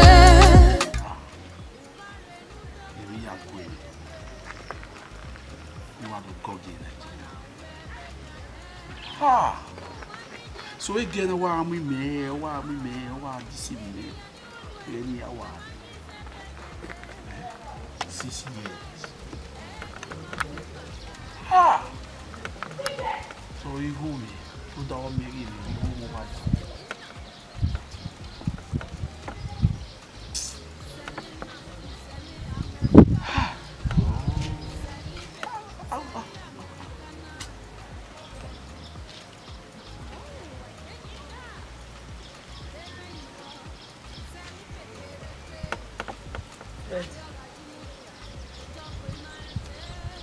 What was your one? Ọ̀sẹ̀. Ihe ewuwu balon wala hena. Mo wá sí ìlú.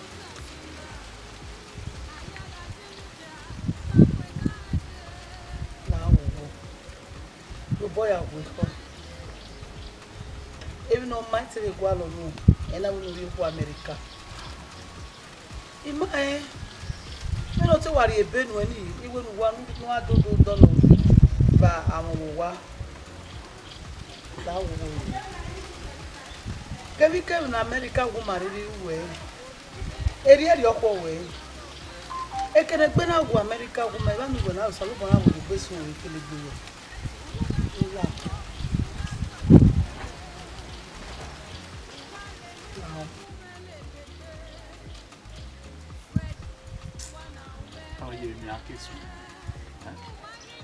Give me a kiss. Just take a look at me. A white boy, my boyfriend. Even an immune toy, my will of my now, okay, you may have a beer, a beer or nothing. I can't make a freeze. This is. Ah, I'm not married. Okay, baby. Ah, Fred. Oh, honey. Fred. Yeah, Osaluki.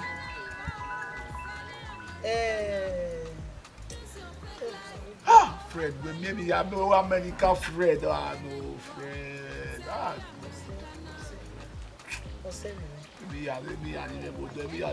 oh God, Fred. Ah, Fred, we're not. Fred, we're not.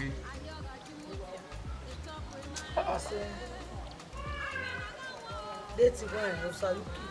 Hey, I'm going to oh, honey, no, we know why I already. Oh, my look, baby, or say. The man, no, very moon. Oh, give me a see me. Man, don't hold me. I don't see some of the love him and you what? Huh? Can you do way? Japanese. Hey, man, don't ye quit. I was no, don't just go there. Because when we met Osaluki and that one, humiliated. No, they didn't before Sayuki. Maybe look by hero or look by Sayuki. Eh? If my head, no, now. Sayuki was with me. She stood by me. I gave me one way to buy here with you.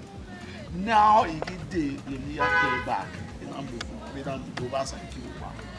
Now, the same woman I brought has left me. And now, I suggest to we should go back to Sayuki. Or how we are. Sayuki, where? Oh, women. Story by I didn't Ayoga Jimudia, it's up with 90. Amen. I got one, Ellen Summer. Oh, Sayuki no more. What God has put together, no man can put us under. Ayoga Jimudia, top with 90.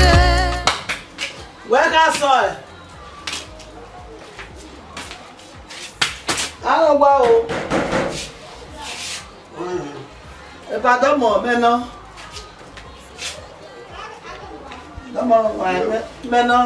is your friend.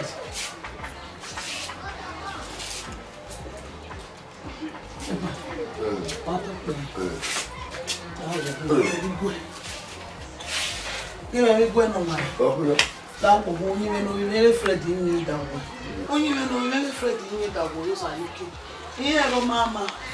Oh, yeah, that way, both. Oh, yeah, people, I give it one love. We are here, you Sayuki. I love you. Only if I get out the army, very near Kayadi. Well, Salukwa. Oh, yeah, Jabo. Over here. You will marry. Only can do the career. When you call your way, you will Fred. You may put me away or you may not tell you. Maybe you're not the old well. Hey, what a bar. How well? Well, you didn't hear it. Enough, you never know what the test. You don't know that one that you. In your way, I am very well. Wherever you go. You go away, you go. Yeah, you. Yeah, you. Upa. Como que iguaje baba. Yeah.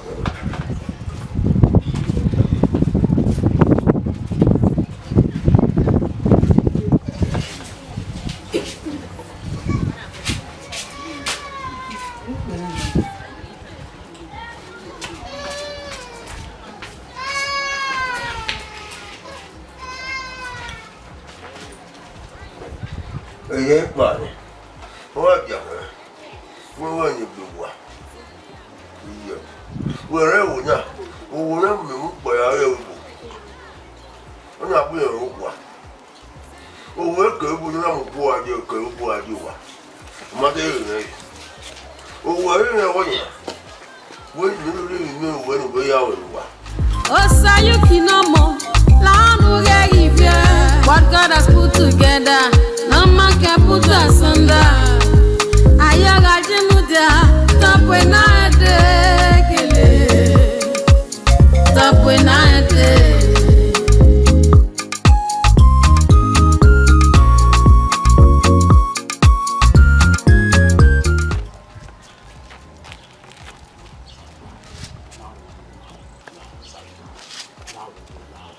Kemi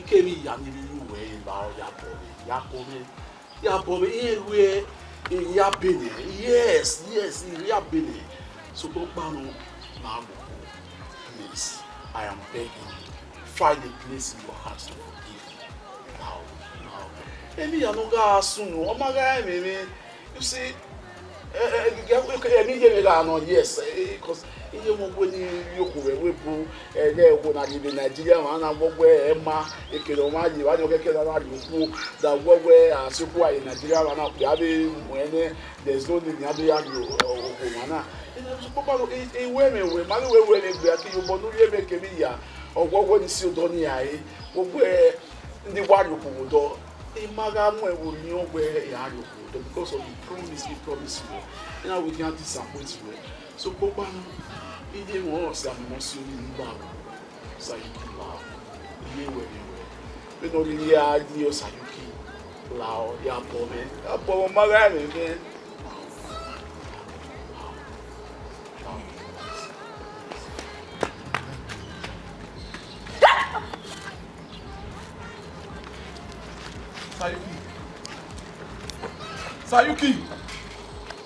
Sayuki, lawo ya bo me. O ma ga me ije mo si e. Please. Sayuki. You need to go.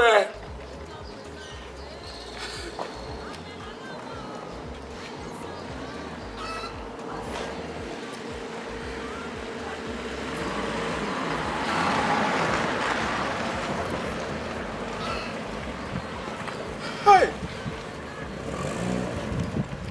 Sayuki was me a deep going on. Sayuki, when you mean, I will say. Sayuki. I know when I mean, a queen. Okay, can we have for me?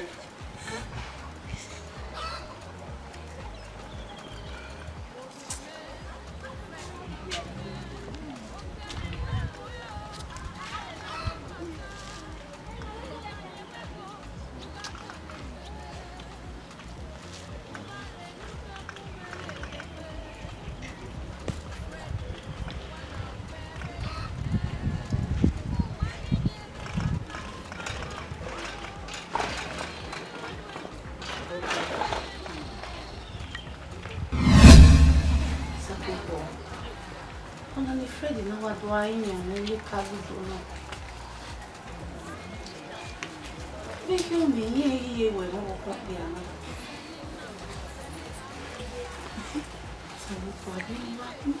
You will a big way. Eh? We are so fair, women. We are anywhere more. Let that woman here with my friend. Thank you. Papa. You never will be then. That will know you. Where, if Freddy where, whoever, everyone. Who young way, be Freddy, whom young Yanya. Awesome.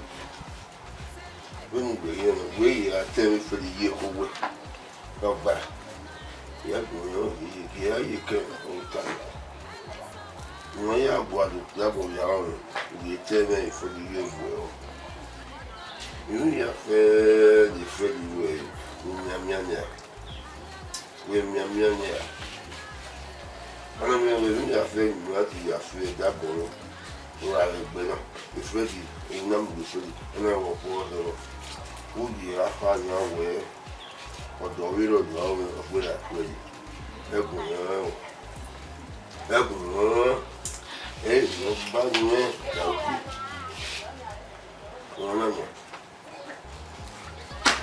Baba, who rating at Tana? Mommy went away, when afraid. Leave us a afraid boy, me, I mean. If you are a master away. Pablonia, when you are afraid we are the good bar, good Freddy, you are one year.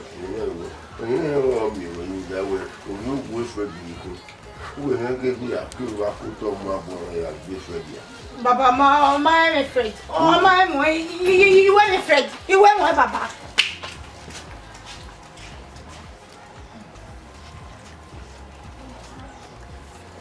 Freddy. Oh, I put your money. There will be a bunny afar or far Freddy. And also, I couldn't, man.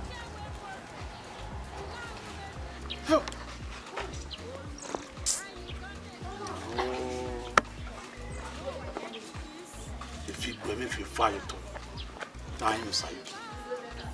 Psyche point to say, well, they can't blame me. They can't blame me.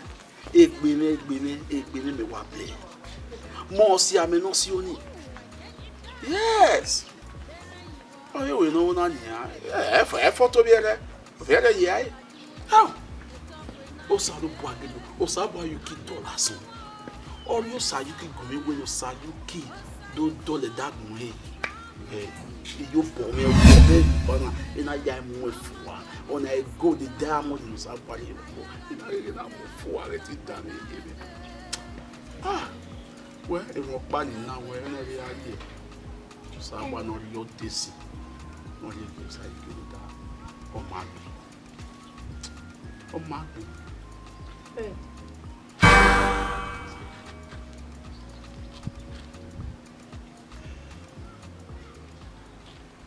Fred, combien de temps vous avez si c'est ainsi? Et quand même, pas y aller. Et quand il y a un il y a il y a eu il met moi mieux mari il est comme là. Il a une bonne équipe pour là.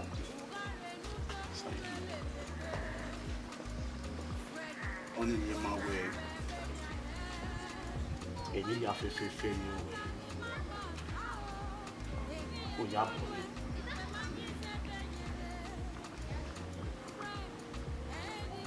il y a beau.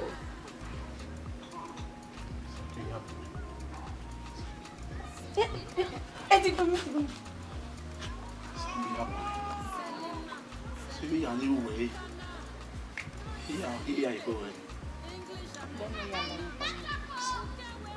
Okay, not. You could be here. Every hour. I didn't mean where the way you are very good. So, Papa, you may make you here. I am only everywhere. Yeah, I will keep you. Hey, you.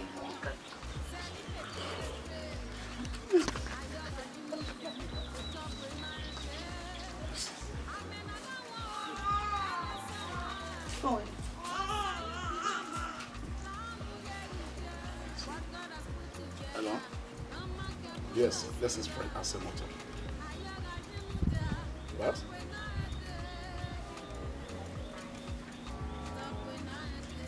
The ban has been lifted.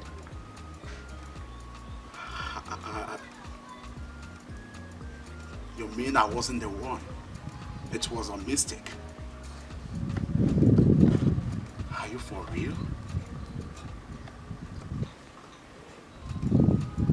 And, okay, into my bank account? A compensation? Really? So I can go back to the US now. Is that what you're trying to say? Oh, God. All right, thank you very much. Thank you. Thank you. Sayuki. Where a passport me take away where is setting like webu. But now here where of an own way me. Here where mistake again okay me. Where now I am free to come back to the US and here compensate me here pay go into my way I pay go to my account. That everything is going to be fine. That I can come back to the US anytime I want. So imagine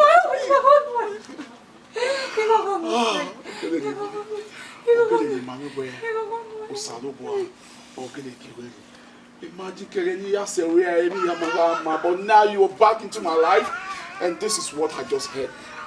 The good news. Good news.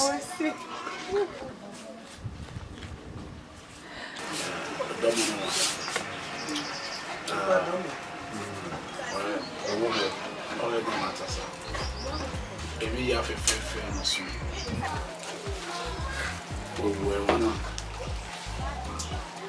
Oma ayapi mena ayo mama wa yapi nla akoko imari ira yi no la yapo nesa ya imari me dati ona gogo elo sabi ki ire tele metana Ula kemi kemi nori wo sayuki wo ula ni ko agbomo kemi wa bori pa wa to pe emi ni mare ba ese mi no ri meta dipa ula o kemi nori wo wo sayuki ye no ye kwere imagine na mari eze ba me ula okay, are you sorry? Because I'm no one.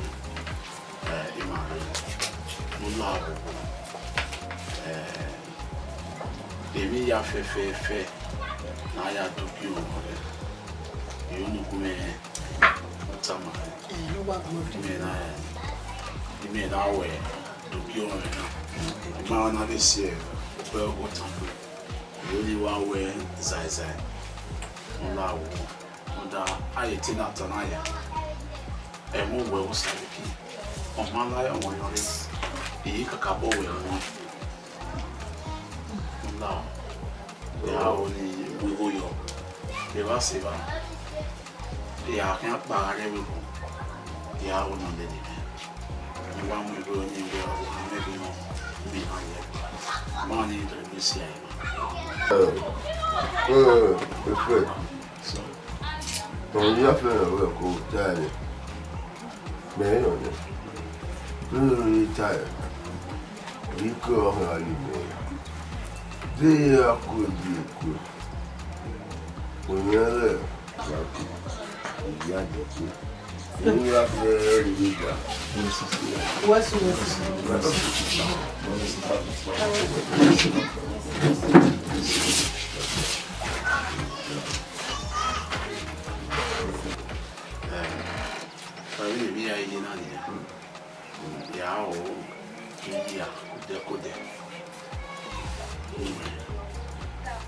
the condition you know, we are such one yeah, where you were me yeah, where we are not so really happy way. So I put it on so anyhow, you know where I'm here, the treatments are going. We are with passports. You may not fly where you will. Yeah, I may not treat you proper. But you cannot do okay. You come back to home in the car. You were in India now. What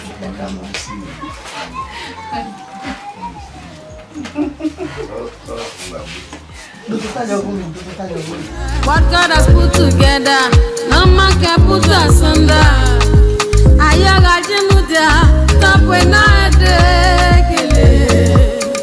Igo, utome, berami, owa kaya You're safe, yeah. I don't know, Massimo. You worry, yeah, yeah, oh, you hear one now. Yeah, it's just a matter of me buying ticket and fly down. Huh? You say, I do so well, eh?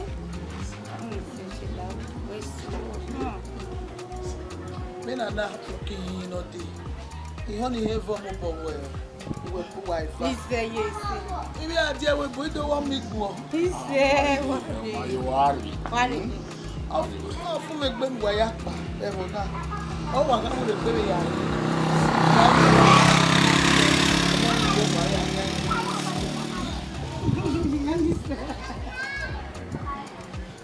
You say, yeah. I am missing flights. Yeah, Mo.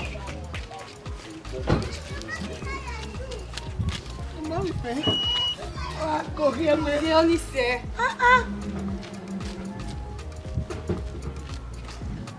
Yeah, TV, man. What's I look back where yeah, my wife.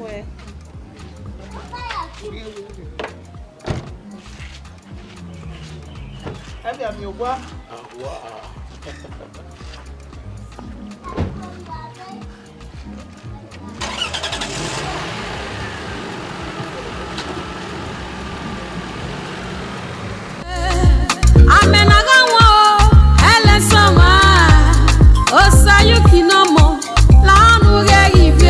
What God has put together, no man can put asunder. Ayaga jinudia, top when I